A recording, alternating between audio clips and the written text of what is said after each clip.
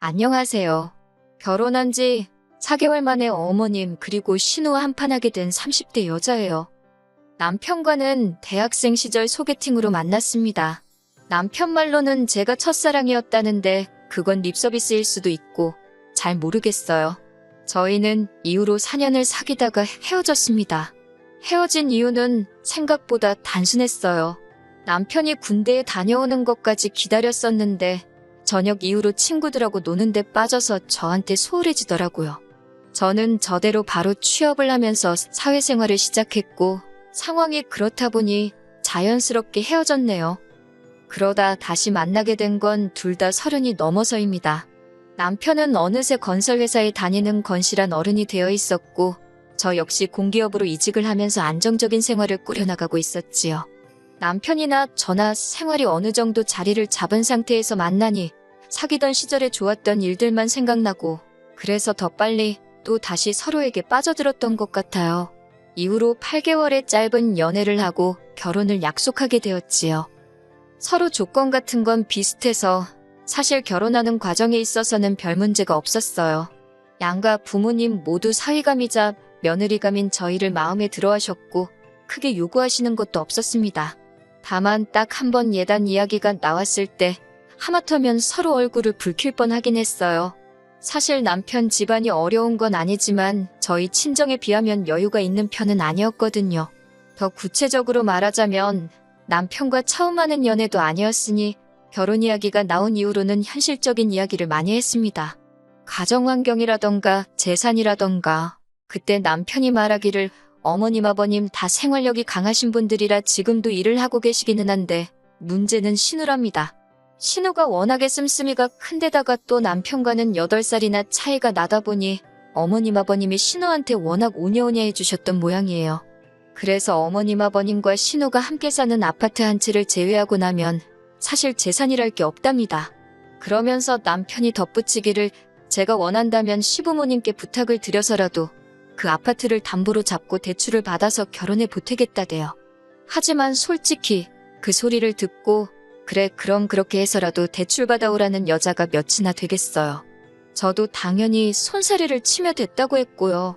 그래도 남편이 개인적으로 모은 돈이 8천만 원 가까이 되었고 저 또한 그 정도는 가지고 있었으니 이 정도면 충분하다. 대출을 받더라도 우리 이름으로 받자. 그렇게 하기로 했네요. 그리고 이 이야기는 상견례 자리에서도 나왔어요. 양가 어른들 모두 모셔놓고 물론 구구절절 그 이유까지 말하지는 않았지만 아무튼 이렇게 둘만의 힘으로 해보기로 했다고는 말씀을 드렸지요. 그리고 그 자리에서만큼은 양가 어른들 다 기특하다, 장하다 하시며 서로 어쩜 아드님을 어쩜 따님을 이렇게 잘 키우셨냐며 서로 간의 덕담도 오갔습니다.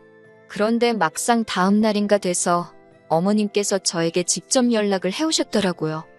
어머님께서 저와 친해지고 싶다는 말로 저를 불러내셨는데 실상은 달랐습니다. 일단 용건은 간단했습니다. 그래도 결혼할 때 생략할 게 있고 하지 말아야 할 게 있는데 그중 하나가 예단이래요. 예단이라는 게 제가 어머님한테만 하는 게 아니라 남편 친척분들에게도 잘 부탁드린다고 인사를 드리는 개념인데 그걸 홀랑 빼먹으면 친척분들이 겉으로 말은 안 해도 저와 저희 부모님 흉을 볼 거라나요. 그런 이야기를 듣고 있으니 솔직히 어머님 속이 훤히 보여서 황당하기도 하고 혼이 나는 것도 같아서 기분이 안 좋았어요. 부모님 어쩌고 하시니 언짢기도 했고요. 저도 결혼 준비하면서 여기저기서 들은 바가 있었으니 그러면 예물을 해주시는 거냐 물었습니다. 예물이 나중에 살다 힘들어지면 팔아서 살림에 보태라는 뜻이라니까 이것도 해주시면 좋을 것 같다고 했지요. 그리고 패백은 남편 쪽 어른들이 용돈을 주신다던데 이것도 해야겠다고 덧붙였네요. 그랬더니 어머님께서 저를 빤히 보시더니 한동안 아무 말씀도 안 하시대요. 그리고는 그렇게 치면 빼먹을 게 하나도 없다면서 그냥 당신 말은 못 들은 거로 하랍니다. 하지만 그때 어머님 표정이 꽤나 불편하고 당황하신 게 솔직히 제가 이렇게 나올 줄 모르셨던 것 같아요. 고분고분하니 당신 말대로 할 줄 아셨던 건지 그리고 바보같이 보일지도 모르겠지만 저는 남편에게 어머님이 이런 이야기를 하셨다는 말을 전하지 않았어요. 어머님께서 만난 자리에서 바로 당신 말씀을 거두어 들이시기도 했고 좋은 일 앞두고 이미 해결된 일을 남편한테 말해봤자 제가 어머님을 험담하는 것처럼 보일까 걱정이 되었으니까요. 하지만 결혼식을 올리고 이후에 어머님이 보여주시기 시작한 언행에 비하면 예단 이야기는 애교에 가까웠더라고요. 저희 어머님은 한마디로 경우가 없으신 분이었습니다. 예단 이야기 때 너무 순순히 물러나시길래 그냥 생각이 좀 짧고 단순하신 분이구나 그렇게만 생각했지. 시댁과 저희 집은 차로 30분이 채 걸리지 않는 곳에 있습니다. 일부러 그렇게 가까운 곳에 구한 것은 아니었고 서울이라고 해봤자 땅덩어리 자체가 작잖아요. 그 와중에 좀 저렴한 곳으로 알아보다 보니 경기권에 있는 시댁하고 그렇게 멀어지질 못했어요. 그래도 차로 30분이니 대중교통으론 1시간 가까이 걸렸고 어머님 아버님께서는 차가 없으시거든요. 꼭 그래서는 아니지만 아무튼 거리가 가깝다고 해서 별 걱정은 안 했어요. 그런데 이게 웬걸 지하철에서 버스로 갈아타는 수고를 하시면서까지 어머님은 저희 집에 수시로 오기 시작하셨습니다. 별다른 이유가 있어서 오시는 것도 아니고 그냥 심심해서 왔다던가 궁금해서 왔다던가 사실 처음엔 그래도 출발하기 전에 미리 연락은 주셨어요. 그런데 제가 몇 번인가 못 오시게 한 적이 있거든요.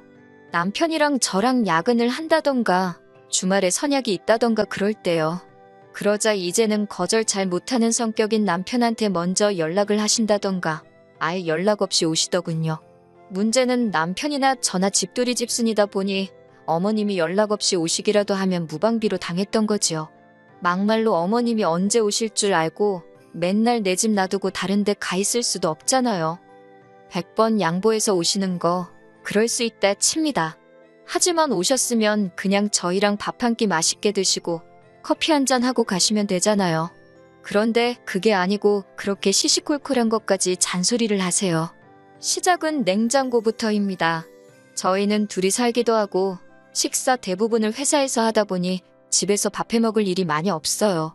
그나마도 저는 요리하는 걸 안 좋아하고 남편은 좋아해서 이따금씩 남편이 음식을 하고요. 그래서 집안일을 분담할 때도 제가 청소와 빨래를 맡았고 남편이 요리와 설거지를 합니다.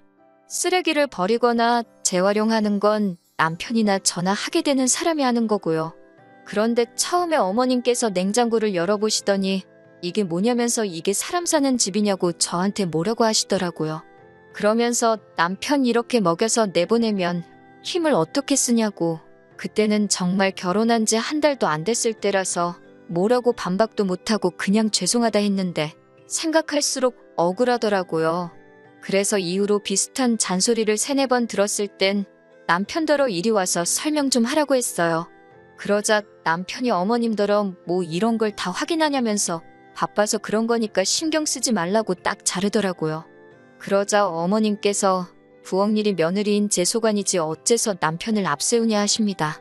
그래서 아니라고 남편이 부엌 일을 제가 청소랑 빨래 등을 도맡기로 했다고 했더니 어머님이 어이가 없다시대요.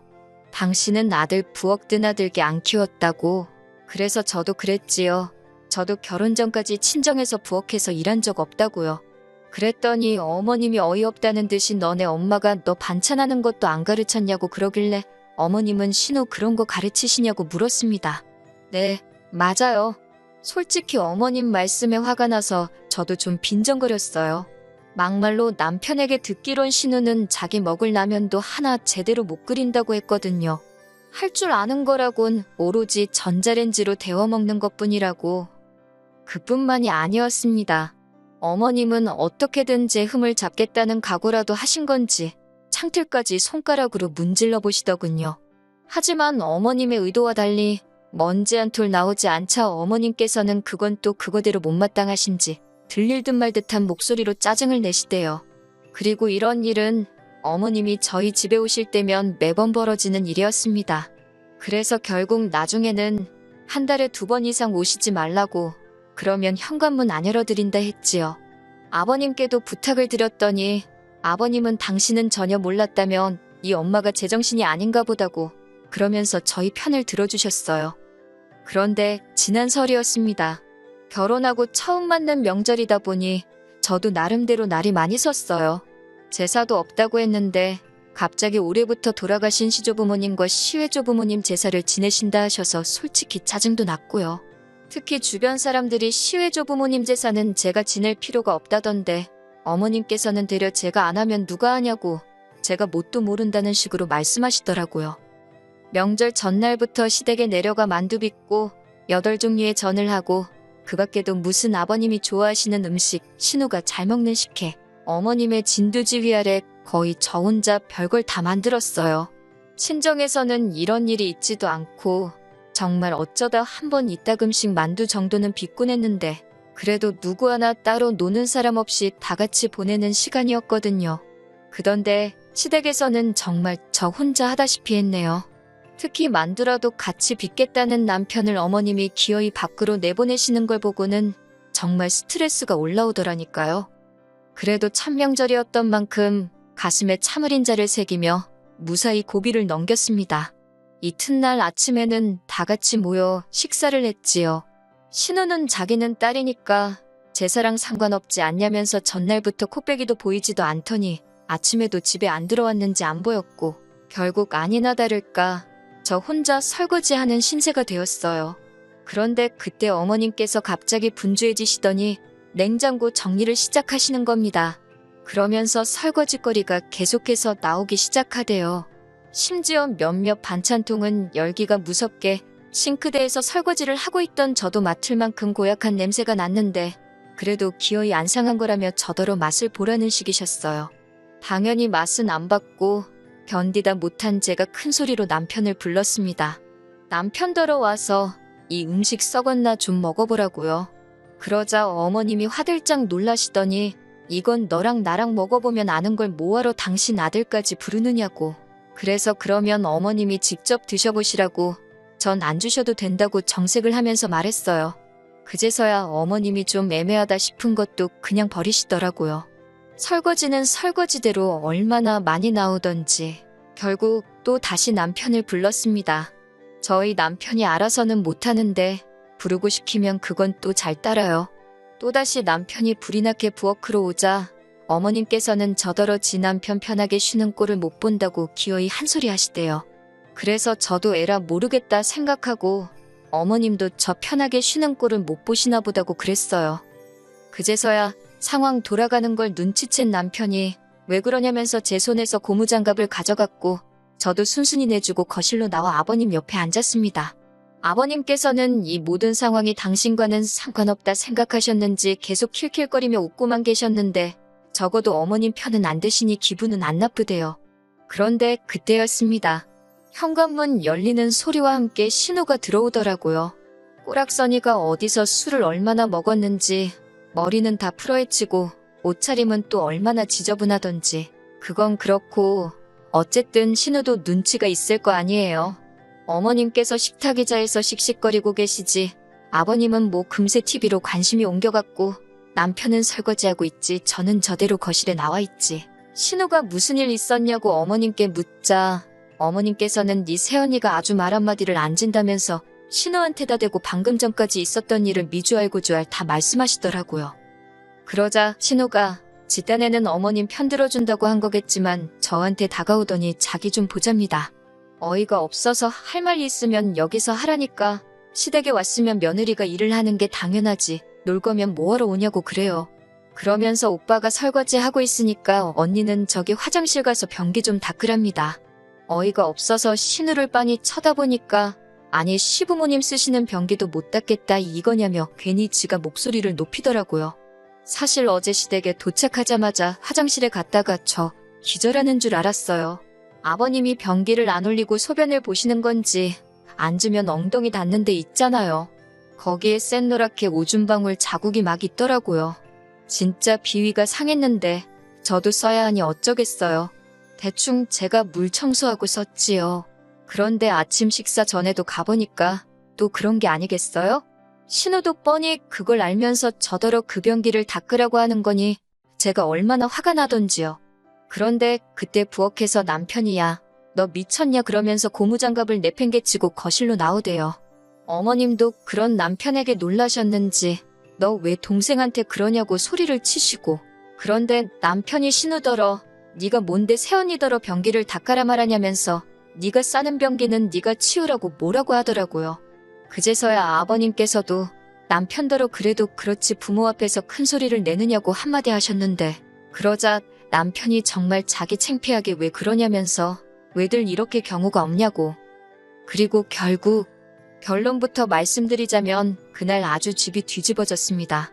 어머님과 아버님 두 분 다 세 사람 하나 들어오자마자 아들놈이 부모한테 대든다고 기함을 하셨고 신우는 신우대로 오빠가 여자한테 미쳐서 가족도 못 알아본다고 악을 써댔거든요. 저는 솔직히 너무 억울하고 동시에 남편한테 미안하기도 하고 어머님 아버님이 이해가 안 되고 결혼한 지 4개월 만에 이런 일이 생길 거라고 누가 상상이나 했겠어요? 결국 저희는 난장판이 된 시댁을 뒤로하고 친정으로 향했습니다. 무슨 일이 있었는지 짐작도 못하셨던 그리고 모르셨던 친정부모님께선 명절 당일에 올 거라고는 기대도 안 하셨다며 너무 좋아하시더라고요. 친정아버지께서 소고기 사주신다고 나가자 하셔서 그 길로 바로 고깃집 가서 배 터지게 먹었고 이후로 친정부모님과 함께 윷놀이하며 시간을 보냈어요. 남편이 속이 많이 상했을 텐데 하나도 티내지 않고 친정부모님한테 살갑게 굴면서 시간을 보내더라고요. 그 모습을 보고 있으니 내가 시댁에서 좀 참을 걸 그랬나 싶고 그래서 그날 밤 자려고 누워서 남편에게 미안하다 했어요. 내가 너무 유난을 떨었나 보다고 그냥 좀 참고 어머님 기분에 맞춰드릴 걸. 그러자 남편이 대번에 하는 말이 그건 아니랍니다. 장인 장모님은 절대 선을 넘는 법이 없으신데 어머님이나 신우는 도를 지나쳐도 한참을 지나쳤다면서 그러면서 앞으로도 혹시나 자기 가족들이 저에게 실수를 하면 무조건 자기한테 이야기하랍니다. 자기는 무조건 제 편이라면서요. 누가 그러더라고요. 아무리 시댁에서 누가 뭐라고 짓거려도 남편 하나만 단단히 붙들고 살면 무서울 거 하나 없다고. 그런데 정말 그 말이 맞는 것 같아요. 무조건 제 편일 거란 남편 말 한마디에도 크게 의지가 되고 힘이 나더라니까요. 앞으로 살다 보면 또 어이없이 당하고 황당한 소리도 듣고 그러겠지요? 그렇지만 지금처럼만 남편이 마음 변치 않고 제 곁에 있어준다면 무서울 건 하나도 없을 것 같아요.